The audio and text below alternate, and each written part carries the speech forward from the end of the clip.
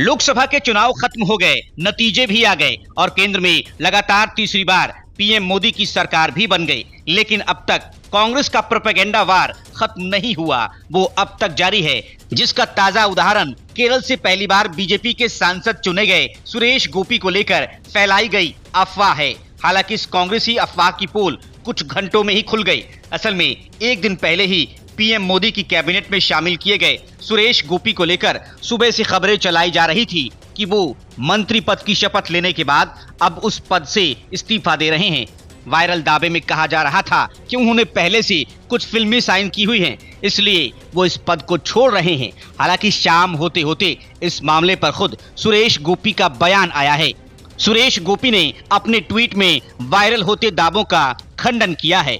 उन्होंने एक्स पर ट्वीट करते हुए कहा कि कुछ मीडिया प्लेटफॉर्म्स गलत खबरें फैला रहे हैं कि मैं मोदी सरकार के मंत्री परिषद से इस्तीफा देने जा रहा हूं। ये सरासर गलत है।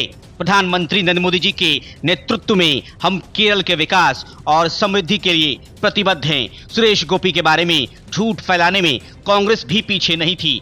कांग्रेस केरल ने एक वीडियो ट्वीट कर कहा था कि भाजपा सांसद सुरेश गोपी ने कल ही मंत्री होने की शपथ ली, अब उसे छोड़ना चाहते हैं क्योंकि उन्हें फिल्म करनी है। ये तो मतदाताओं का मजाक है।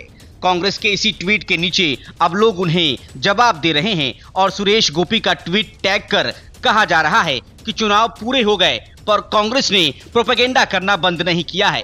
सुरेश गोपी ने साल 2024 के चुनाव में त्रिशूर निर्वाचन क्षेत्र से जीत हासिल की है।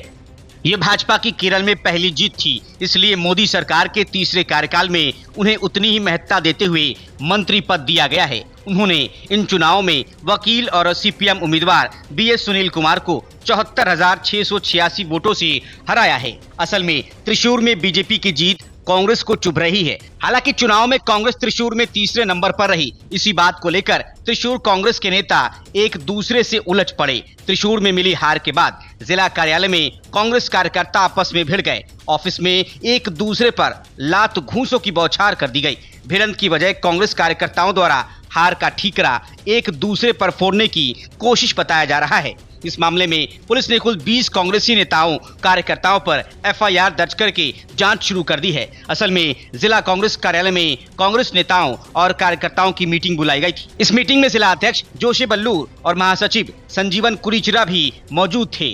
कुछ ही देर की बातचीत के बाद कुरीचिरा ने जिला अध्यक्ष जोशी बल्लूर और पूर्व कांग्रेस सांसद टीएन प्रतापन को भाजपा प्रत्याशी से मिली हार के लिए जिम्मेदार बता डाला। खुद पर लगे आरोपों से जिला अध्यक्ष जोशी बल्लूर और उनके समर्थक भड़क गए। इन सभी ने एकजुट होकर जिला महासचिव संजीवन को पीटना शुरू कर दिया। संजीवन पर लात घूंसों की बौछार कर दी गई। उनको गंदी गंदी गालियां और धमकियां दी गई।